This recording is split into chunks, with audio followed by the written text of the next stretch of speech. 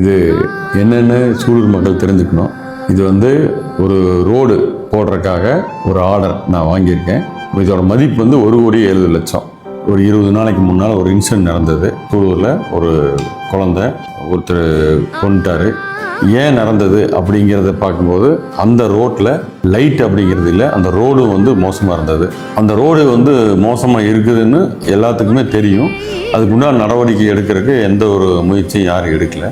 இப்போது நான் வந்து அந்த இன்சிடென்ட் நடந்ததுக்கு அப்புறமா அதை வந்து பிடபிள்யூவில் சொல்லி உடனடியாக இது வந்து ஒரு எஸ்டிமேட்டை போட சொல்லி அந்த எஸ்டிமேட் காப்பியை கொண்டே கொடுத்து நீர்வளத்துறை அமைச்சர் ஆனந்த் அண்ணங்கிட்ட கொடுத்தேன்.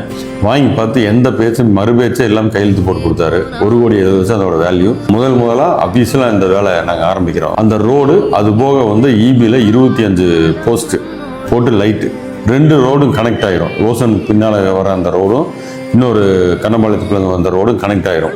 இந்த 2 ரோடு கனெக்ட் ஆகிடுச்சு அப்படின்னா அந்த இடம் மக்கள் பயன்பாட்டுக்கு ரொம்ப பிரைட்டாக இருக்கும். இந்த இடத்துல நடக்கிறது 6வது இன்சிடென்ட். முதல் ஒரு நார்த் இந்தியன் வந்து மர்டர் பண்ணியிருந்தாங்க. 2வது 2 சின்ன பசங்க உள்ளே போய் மீன் பிடிக்க போய் அங்கே இறந்துருக்காங்க.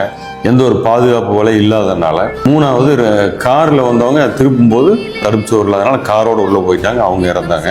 அடுத்தது இந்த பொண்ணு.